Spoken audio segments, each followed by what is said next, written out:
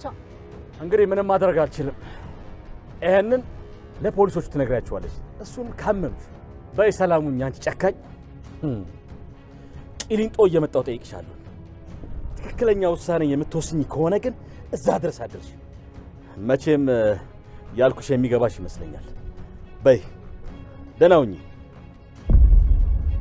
አይ እኔ በጭራሽ ነፍሰ ገዳይ አይደለሁም። ነፍሰ ገዳይ አይደለሁም። ይሄ አደጋ ብቻ ነበረ። አደጋ ነው። አደጋ ብቻ ነው። በጭራሽ ነፍሰ ገዳይ አይደለሁም። አንቺ ገዳይ፣ አንቺ ነፍሰ ገዳይ፣ ሌላ ምትገኝ ሰው እየጠበቅሽ ነው። ገዳይ ገዳይ ነሽ። ገዳይ ገዳይ ገዳይ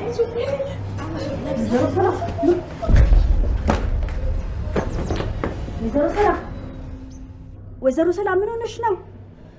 ማነው እንደዚህ ያደረግሽ?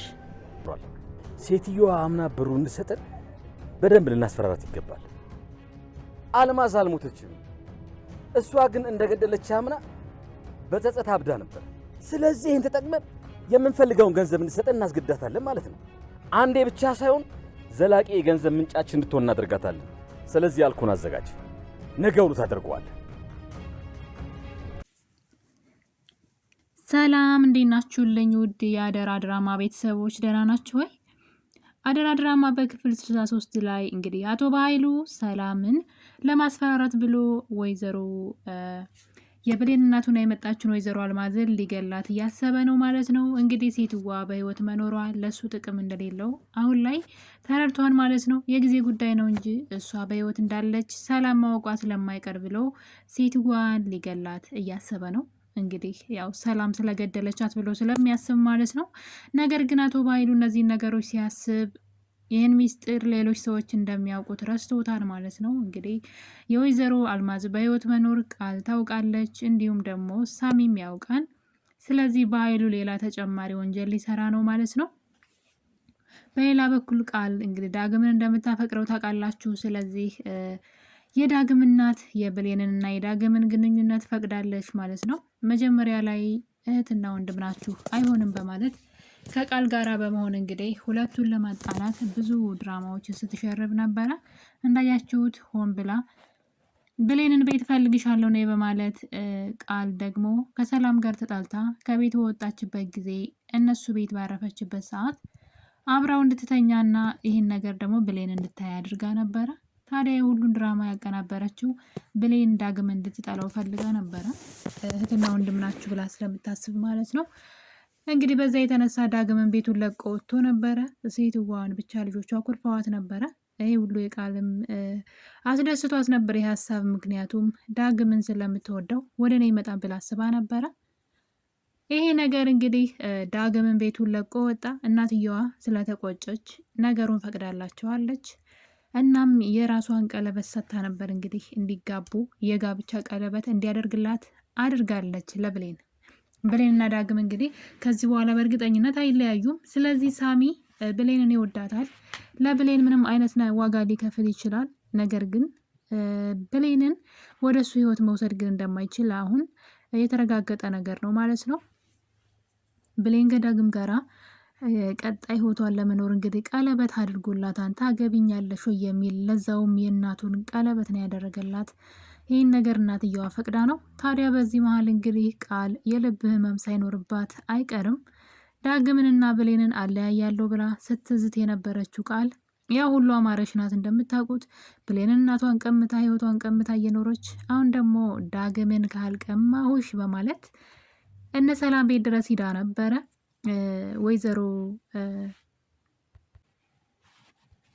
ወይዘሮ ገነት ቤት የዳግም እናት ቤት ስትሄድ እንግዲህ ሁለቱ ቀለበት እያደረጉ ደስታቸውን እያከበሩ ነበረ። እና እንግዲህ ቃል የቻለችውን ነገር አድርጋለች። በመካከላቸው እንደ አዲስ ጸብ እንዲነሳ እናትየዋ የደበቀቻቸው ሚስጥር እንዳለ እያንዳንዱን ነገር ብትናገርም ያው እንደምታውቁት ዳግም ጅላጅል ነገር ነው። ቃል የምታወራውን ነገር አምኖ በድጋሚ እናቱን ሊጣላት ነበረ። ካያችሁ ቃል ምን አይነት አስመሳይ ልጅ ውሸታም እንደሆነች እያወቀ እውነት እንኳ ቢሆን ራሱ ማለት ነው በሷ ወጥመድ መውደቅ እንደ ህፃን ልጅ በጣም ነው የሚያስጠላውና እንግዲህ ዳግም እናቱን ለመናገር ሲሞክር ነበረ። እናትየዋም አልቅሳለች። እሷ ትክክል ናት። በቃ ወይዘሮ ገነት ትክክል ናት። ልጆች እህትና ወንድም ናችሁ እንድትጋቡ አልፈልግም ማለቷ መብቷ ነው። አንድ እናት እንደዛ ማሰብ ከፈለገች መብቷ ነው። ሁለቱም ልጆቿ ስለሆኑ ማለት ነው። ዳግም ደግሞ ፍቅር ስላለበት ወይም ደግሞ በላይና ዳግም ስለሚዋደዱ ይህን ሀሳብ ላይ ወዱት ይችላሉ እንጂ እናታቸውን ማሳዘን አለባቸው ብዬ አላስብም። ቃል እንግዲህ ነገሩን ለመበጥበጥ ያላትን እድል ለመጠቀም ፈልጋ ነበር። ነገር ግን ብሌን ይህን ነገር እንግዲህ እኔም አውቃለሁኝ። ስለዚህ እናታችን ናት፣ ለቃል ብለን እናታችንን አንተውም በማለት ቃል ፕሮግራሙን ለማበላሸት ብትሞክርም ሳይሳካላት ቀርቷልና ግን ነገር ግን እዚህ ጋር እንግዲህ ቃል ወደ ቤት ስትመለስ ደስ የማይል ነገር ውስጥ ነው ያለችው ማለት ነው። ልቧን ይዛ ነበር ስትሄድ የነበረው በግድ ነበረ። ቤት ከሄደች በኋላ ግን ራሷን ስታወድቃለች። ቃል የጨጓራ በሽታ እንዳለባት ነበር የማውቀው እስከዛሬ። ስትናደድ እንግዲህ ጨጓራዋ እየተነሳ እንዴት እንደምትሰቃይ እዚህ ቀደም አይተናታል። አሁን ግን ትንሽ ከበድ ያለ ነው። ብቻ በዚሁ እንዳትሞትና ደግሞ ሌላ ችግር እንዳትሆን ማለት ነው። ያው ከሞተች መቀጣት አለባት፣ መሞት የለባትም። ለስራዋ ለጥፋቷ መቀጣት ስላለባት እና ነገር ግን ሁኔታዋ ወደ ሞት የሚያመራ ይመስላል። ልቧን ይዛ ነው እንግዲህ ሌላ ደግሞ የቤት ስራ እንዳታመጣ ወይም ደግሞ ዳግም ለሷ ብሎ ብሌንን ትቶ ወደ እሷ እንዳይሄድ ደግሞ ታማሚ ናት ተብሎ ብዬ እያሰብኩኝ ነው። እና ሌላው ደግሞ እንግዲህ አቶ በኃይሉ በባለፈው ክፍል ላይ ካያችሁ ወይዘሮ ሰላምን ገንዘብ ሲጠይቃት ነበረ ለዲኤንኤን ማስመርመሪያው እና ደግሞ ገንዘቧን በሙሉ ነው የሚፈልገው ሲጀመር። እናም እንድትሰጠው ገንዘብ ቢጠይቃትም አንተ እንኳን ገንዘብ ልሰጥህ አይንም ማየት አልፈልግም ብላ ልታባረረው ብትፈልግም እሱ ግን አንድ ነገር ላስታውስሽ በማለት የአልማዝን ሞት እንግዲህ አስታውሷታል። አንቺ ነፍሰ ገዳይ ሰው ገለሻል እኮ ረሳሽው እንዴ? አሁኑኑ እጄ ለፖሊስ እናገራለሁ እያለ እንግዲህ ማስፈራራት ይጀምራል። ሰላም እዚህ ነገር ውስጥ ያንተም እጅ አለበት እያለችው ነበረ። ማንም ሰው አያምንሽም፣ ምክንያቱም የቀበራት እሱ ነው። የት እንደቀበራት የሚያውቀው እሱ ነው። ሰላም ተጠያቂ አይደለችም። በነገራችን ላይ በዚህ ጉዳይ የት ናት ብትባል እሱ እንደወሰዳት ነው የምትናገረው። ስለዚህ ሰላምን ወደ ህግ ወሰዳት ማለት ተጠያቂው የመጀመሪያው እሱ ነው። ሴትዋ ከሞተች በኋላ ሰላም የምታውቀው ታሪክ የለም። ከዛ በኋላ አቶ በኃይሉ ነው ወስዶ የቀበረው ምንም ያለው። ስለዚህ ተጠያቂው እሱ ነው በዋነኝነት የሚሆነው። ስለዚህ ሰላም ይሄን ሀሳብ ብታነሳለትም ማንም ሰው አያምንሽም፣ የምፈልገውን ያክል ገንዘብ ካልሰጠሽኝ ዛሬውኑ ነው እማሳስርሽ ብሏታል። እሷ ደግሞ ያን እንደማታደርግ ነግረዋለች። ታዲያ በኃይሉ እንግዲህ ይሄ ነገር ወይዘሮ አልማዝ በህይወት መኖሯ ማለት ነው ሰላም እንዳትታሰር ያደርጋል። ሰላም ገንዘቡንም እምቢ ማለት ትችላለች። በዛ ላይ እሷ ደግሞ አትታሰርም። ስለዚህ አንድ መጥፎ ሀሳብ እያሰበ ነው። አልማዝን ሊገላት እያሰበ ይመስለኛል።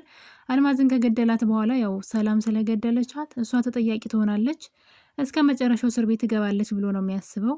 ያ ማለት ልጇ ብሌን መሆኗን ሳታውቅ ሰላም እስር ቤት ትበሰብሳለች፣ ሰው በመግደል ማለት ነው።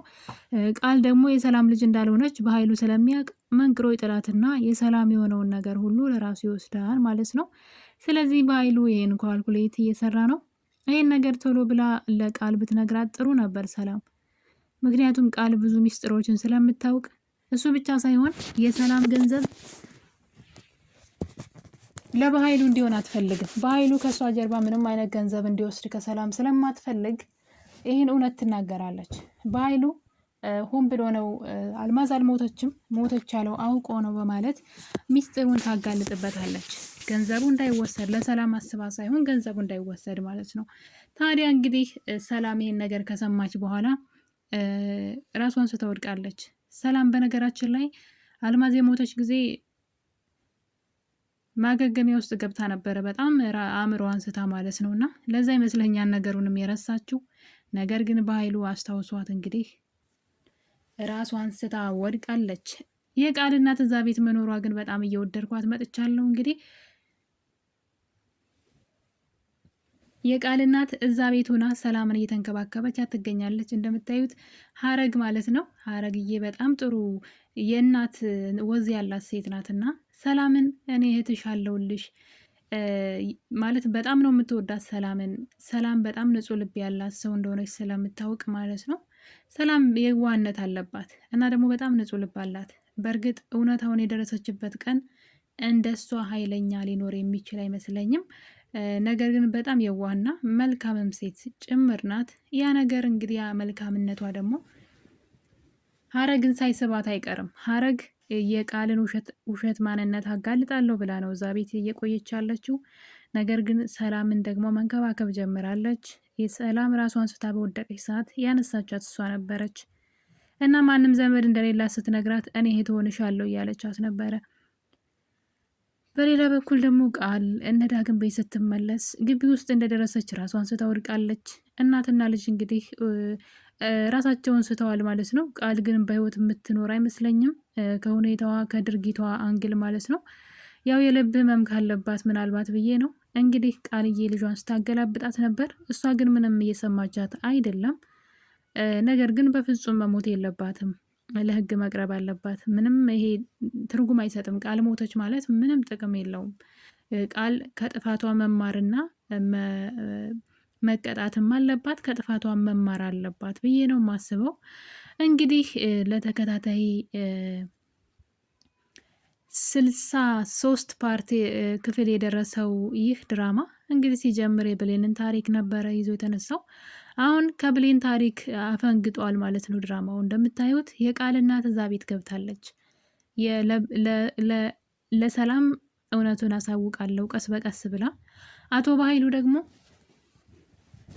ወይዘሮ አልማዝን ገሎ የምርም ሰላም ሰው እንደገደለች አድርጎ እስር ቤት እንድትገባ እያደረገ ሴራ እየጎነጎነ ይገኛል። ዳግምና ብሌን ደግሞ በሌላ በኩል ትዳር እየመሰረቱ ነው እና የአደራ ዋናው አላማው ስለ ብሌን ነው አይደለ? አሁን ላይ የብሌንን ጉዳይ ወደኋላ ትተውታል። የብሌንን ጉዳይ እንዲታወቅ አልተፈለገም ተብሎና የብሌን ጉዳይ ነበር መቅደም የነበረበት። ማለት ድራማው በጣም ተወዳጅነቱ ቀጥሎ የነበረው እንግዲህ የብሌን እውነት ዛሬ ነገ ወጣ እያለ አጓጊ ላይ እዛ ነበረ። ዶክተሩ የምርመራውን ነገር ናሙና ይዞ ከሄደ በኋላ እና እንግዲህ ናሙናው ከሳምንት በላይ ብቻ ቆይቶ ነው የመጣው። እኛ እንደውም ጥሩ ነገር ይዞ ይመጣን ብለን ነበር። እንደመቆየቱ ያው ጥራት ያለው ነገር ነው ሁልጊዜም ጊዜ የሚፈጀውና ጥሩ ነገር ይዞ ይመጣን ስንል ሲመጣ ግን የቃል ተንኮል ተጨምሮበት ያገኘ ነው። እሱም ደግሞ ይሁን ተብሎ ነበር። ነገር ግን አሁን እንትኑን ስተውት የብሌን ታሪክን ትተውታል። አሁን ስለ ብሌን ማንም ሰው ብሌንም ስለ እናቷ እያሰበች አይደለም፣ ሰላምም ስለ ልጇ እያሰበች አይደለም። ምንም ትተውታል በቃ። እና እንደዛ እናቷን ትፈልግ የነበረችው ብሌን ትተዋለች። አሁን ላይ ጭራሽ እናትሽ ሰላም ናት ከተባለች በኋላ ዝም ብላለች። ምንድነው ይሄ ነገር ብላ ነገሮችን ለማገጣጠም ወይም ደግሞ አቶ በኃይሉና ቃል ለምንድን ነው እኔ ላይ እንደዚህ በጣም የሚበረታቱብኝ ምን ባደርጋቸው ነው ብላ ይሄ ነገር ከኔ ህይወት ጋር የተያያዘ ነገር ይኖረው ይሆን ለዛ ይሆን ብላ ነገሩን መመርመር ነበረባት። እናትን ያክል ነገር ለዘመናት ማታቃትን እናቷን ለማግኘት መጣር ነበረባት። ጭራሽ እውነቱ ሲነገራት ወደ እውነቱ ስትቀርብ ማወቅ አትፈልግም። ተወችው፣ ሀሳቧን ቀየረችና ስለ እናቷ ማሰብ ትታለች። በፊት ግን ምንም አይነት መንገድ በሌለው ሰዓት ቃል አሁን ዳግምን እንድትወደው ወይም ደግሞ ወደ ዳግም በደንብ እንድትሳብ አሁን ላለችበት ችግር እንድትበቃ ያደረጉት ዋናዋ ብሌን ናት። እናቴን ማግኘት እፈልጋለሁ፣ እሱን ደግሞ በቃል በኩል ነው የማውቀው። ስለዚህ ቃልን እንደ ፍቅረኛ ቅረባትና አውጣጣት፣ አስክረሃት አውጣጣት አይነት ነገር ተናግራ ነው እንግዲህ ያኔ ነው እንግዲህ ቃል የምር ያፈቀራት መስሏት። ነገር ግን እሱ በመጠጥ ውስጥ ምን እንደጨመረ አላውቅም፣ ብቻ እንድትሰክር ካደረገ በኋላ ሚስጥር እንድታወጣ ሲጠይቃት ነበርና ቃል ደግሞ እዚህ ቀደም ያደረጋትን ነገር ስለምታውቅ ተጠንቅቃለች።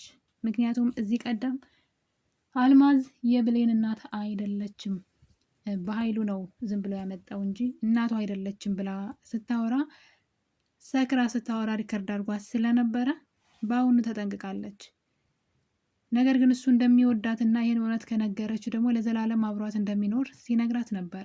ስለዚህ ነው የቃል በደንብ ወደ ዳግም ቀርባ እንግዲህ ልቧ እንዲሰበር ያደረጉት በሷ እንትን ላይ ሲቀልዱ የነበረው። አሁን ግን የምር ስለ እናቷ ሲነገራት ነገሩን ለማውቃት አልፈለገችም እና አሁን ላይ ድራማው እንትኑ አላማውን ስቶ ሌላ ታሪክ ውስጥ ነው፣ ምንም ማይገባ ታሪክ ውስጥ ማይመስል ነገር ነው የሚያሳዩትና እንግዲህ አንድ በኃይሉ የቀረው አንድ ኃይል አለ። እሱም አልማዝ ናት። አልማዝን መግደል ይፈልጋል። አልማዝ ግን ጠፍታለች። አልማዝ አዲስ አበባ ውስጥ ተደብቃ መታለች ተብሎ ለባህሉ ተነግሮታል። አቶ ባህሉ አልማዝን እያሳደዳት ይገኛል። ምክንያቱም ደግሞ ሰላምን አግኝታት ይህን ሚስጥር ብትናገርብኝ ብሎ በፍርሃት ውስጥ ነው ያለው። እውነት ነው። ድንገት መጣ ይህን ሚስጥሩን እንደምታጋለጥበት እሱ ብቻ ሳይሆን ሙታለች ብሎ እያወራ ድንገት እነሱን የሚያውቋቸው ሰዎች ቢያዩዋት ብሎ ነው። ያው ዳግም አይቷታል። እንቅልፋም ስለሆነና ማውራት ስላልፈለገ ይሆናል እንጂ ዳግም አይቷታል። ታዲያ ይህን ነገር ቃል ማወቋ ሳሚ ማወቃቸው በጣም መልካም ነው ለሰላም። ለጊዜው ነው እንጂ በኃይል እንኳ ቢገላት ሴትዋ በህይወት እንዳለች የሚያውቁ ሌሎች አካላቶች ስላሉ በኃይሉን ተጠያቂ ያደርገዋል ማለት ነው። ግን የበኃይሉ ወንጀል በጣም ነው የበዛው። ሲጀመር እስከዛሬ የሰራው ወንጀል ራሱ በጣም ቀፋፊ ወንጀል ነው። እንግዲህ ከምንም በላይ እስኪ አባቱን የገደለ ሰው ነው። ምን አይነት ይህን ነገር ሰላም ስትሰማ ወንድሟ ላይ ምን አይነት እርምጃ ልትወስድ ትችላለች የሚለው ራሱ ሌላ ታሪክ ነው። ምክንያቱም አባትን ያክል ነገር የገደለው እሱ ነው። ታዲያ በኃይሉ በወንጀል ጭምልቅልቅ ያለ የዳግምን አባትም እንደዛው እሱ ገሎ የእሱ እጅ አለበት። አባቱ እንዲሞት ትልቅ ሚና ተጫውቷል ማለት ነው። ማለት ከዳው፣ አብረው እየሰሩ ነበረ። ነገር ግን ከዳውና እንግዲህ አባቱ እንዲገደል አድርጓል ማለት ነው አቶ በኃይሉ። ብቻ እነዚህና የመሳሰሉትን ብዙ ወንጀሎችን የሰራው አቶ በኃይሉ አሁንም ተጨማሪ ሌላ ወንጀሎችን ለመስራት እየተሯሯጠ ነው። የሰላም የሆነን ነገር እወስዳለሁ፣ ያለሽን ነገር ሁሉ እወስድብሻለሁ፣ ጠብቂኝ እያለ ነው። ይህንም እንግዲህ አልማዝን መሳሪያ አድርጎ ነው።